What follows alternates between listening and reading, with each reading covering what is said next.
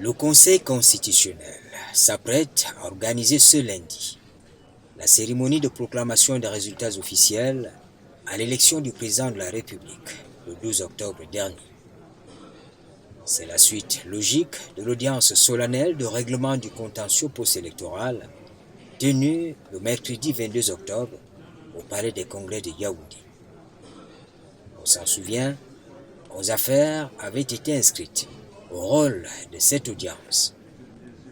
Les requérants demandaient entre autres la récusation de tous les membres du Conseil constitutionnel et de la Direction générale de l'ECAM, la mise en liberté immédiate d'un détenu à la prison centrale de Kondengui pour violation des droits constitutionnels, l'annulation totale ou partielle des opérations électorales du 12 octobre, la suspension de l'élection présidentielle ou le renvoi des élections régionales.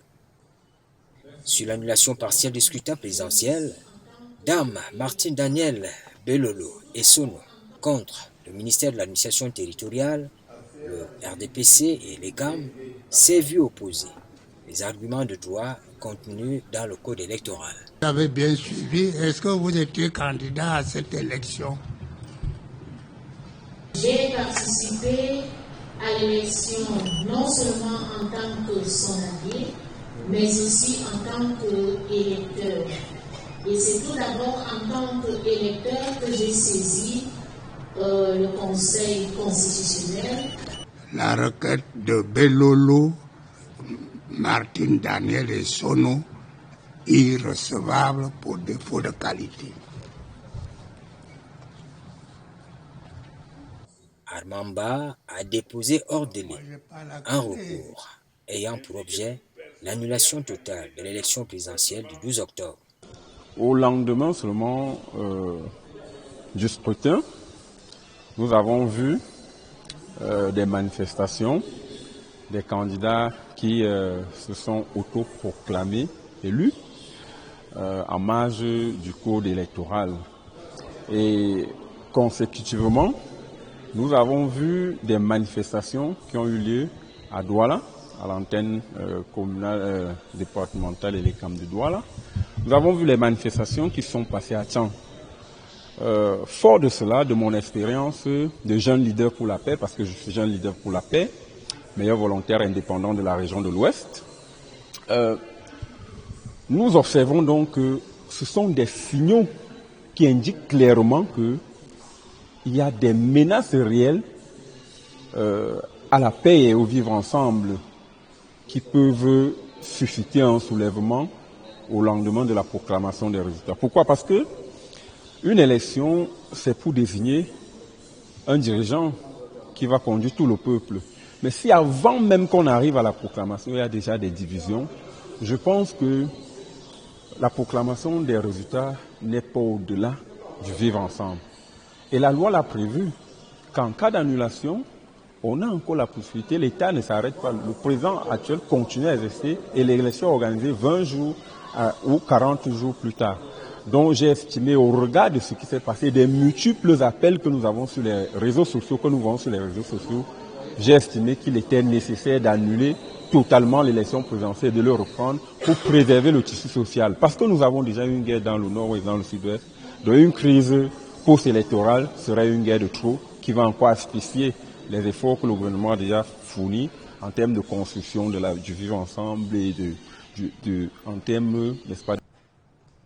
Pendant cette audience particulière, le Conseil constitutionnel a pris acte du désistement des candidats du PCRN et du SDF. Et sans vouloir aller au fond de certaines affaires, il a dû se résigner à écouter les requérants, parfois loin de l'objet de leur recours. Le problème qui se pose, pourquoi les gens ne s'attendent pas, c'est le code électoral.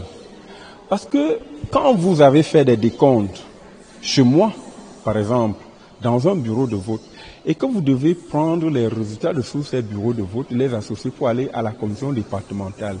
Quand la commission départementale donc, va compiler ces résultats pour arriver au niveau national, le citoyen lambda ne reconnaît plus encore son score. Moi, j'ai donc proposé qu'on revoie le code électoral de telle sorte que le Conseil constitutionnel proclame les résultats bureau de vote par bureau de vote. Je dois d'abord reconnaître que par le passé, nous avons eu affaire à des recours beaucoup mieux construits, mieux structurés que ceux que nous avons examinés ce matin. Et cela a facilité la tâche à tout le monde, en particulier au Conseil constitutionnel, dont il me semble que les décisions sont tout à fait conformes au droit. Ensuite, vous avez sans doute remarqué, comme moi, l'absence d'un candidat qui revendique la victoire à cette élection, tout en s'attendant à l'audience pour venir justement défendre des recours introduits par d'autres candidats qui tentent à l'annulation de l'élection qui prétend avoir gagné. La requête qui aura pris plus de temps, c'est bien celle du candidat de l'UDC contre l'ECAM et le ministère de l'administration territoriale. Nous avons été déboutés par Monsieur le Président du Conseil constitutionnel qui a estimé que nous n'avions pas les éléments, les moyens des faits que nous arguions. Je pense pour ma part que le Conseil constitutionnel n'a pas voulu que nous lui présentions ces faits. C'est pour cela qu'il a rejeté notre demande sur la forme. Cela ne nous étonne pas. Nous sommes avec toutes les preuves. Nous avions même pensé pouvoir faire une projection des images, certaines que vous connaissez sans doute puisque tout le monde les connaît, mais de toute façon, à l'Union démocratique du Cameroun, c'est important de comprendre, parce que si vous allez dans les élections antérieures, vous allez vous rendre compte que c'est un peu la donne ici, le rejet au niveau de la forme, parce qu'on a peur de rentrer vraiment dans ces moyens, dans ces faits qui, ma foi, n'honorent pas notre pays. Voilà. Dans cette affaire, on a beaucoup parlé de fraude et des dysfonctionnements dans le processus électoral. Donc, quand on sort d'un bureau de vote, d'une commission locale de vote, tous ceux qui ont conduit le processus électoral dans ce bureau de vote ont déjà des preuves s'il y a eu des fraudes. C'est combien souvent vous dites ici qu'il y a eu irrégularité dans tel bureau de vote, irrégularité dans 1000 bureaux de vote, dans 2000 bureaux de vote. Simplement parce que nous n'avons pas eu, ou alors ils n'ont pas eu les représentants dans ces bureaux de vote. Voilà le problème de l'élection. Où sont les preuves? Vous ne les avez pas simplement parce que vous n'étiez pas représenté dans les bureaux de vote. Lorsqu'une élection s'achève, Monsieur le Président, chaque candidat au parti politique devrait pouvoir, s'il est représenté conformément à la loi, devrait pouvoir avoir ces 31 568 pour ces derniers.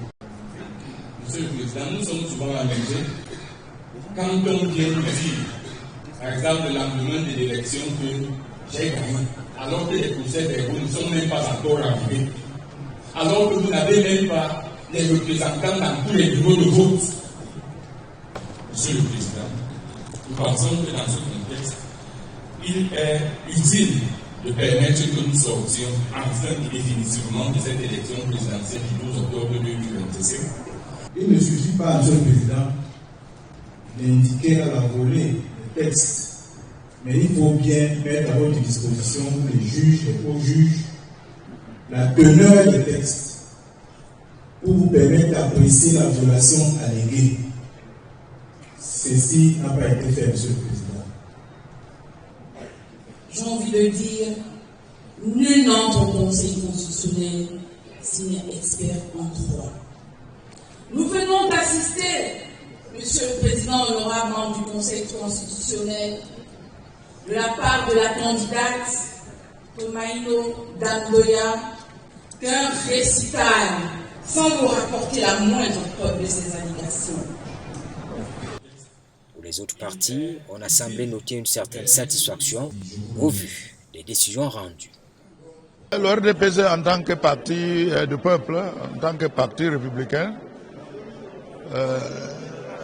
nous sommes humbles, nous sommes sereins. C'est notre patrie, c'est notre pays.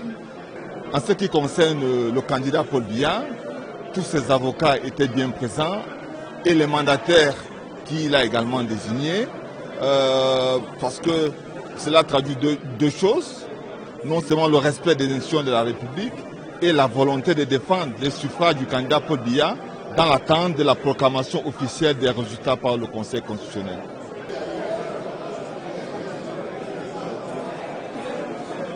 Je suis effectivement heureux, même si c'est une joie qui peut être teintée d'un peu d'acquis. Parce que, à la vérité, ce que vous devez savoir, c'est que sur les 11 requêtes qui sont tombées sur la table du Conseil constitutionnel, à la vérité, seules 3 requêtes étaient recevables comme déposées par des personnes qui ont qualité, parce que 8 de ces requêtes-là ont été déposées par des personnes qui n'étaient ni candidats ni agents du gouvernement au cours de cette élection.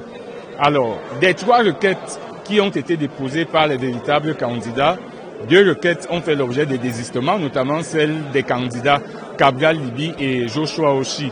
Finalement, il n'y a eu qu'une requête, je veux dire, qu'une requête qui a permis qu'il y ait quelque chose à se mettre sous la dent. C'est celle de la candidate Tomaino Ndamjoya, qui elle-même, au final, a été frappée d'irrecevabilité simplement parce qu'elle a été faite en violation de l'article 133 du Code électoral, selon lequel la requête doit contenir non seulement les faits, mais aussi les moyens, sous peine d'irrecevabilité, parce qu'il faut le préciser. Voilà, on ne lui a pas donné la clé pour ouvrir la porte du fond. Elle a quand même parlé du fond et nous avons voulu, pour que le peuple camerounais soit édifié et ne reçoive pas d'informations fausses, nous avons voulu apporter à ce peuple-là la réponse selon laquelle, oui, elle fait cas des griefs, sauf qu'elle n'apporte aucune preuve, mais alors même pas d'adminicule de preuve de tout ce qu'elle allègue.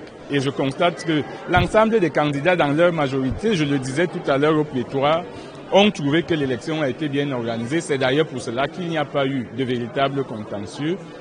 Les résultats, nous les attendons. Ils seront acceptés puisque l'élection fait l'unanimité. Bientôt, la page de l'élection de la présidence de la République en 2025 sera tournée, cap sur les élections régionales, tout aussi captivantes.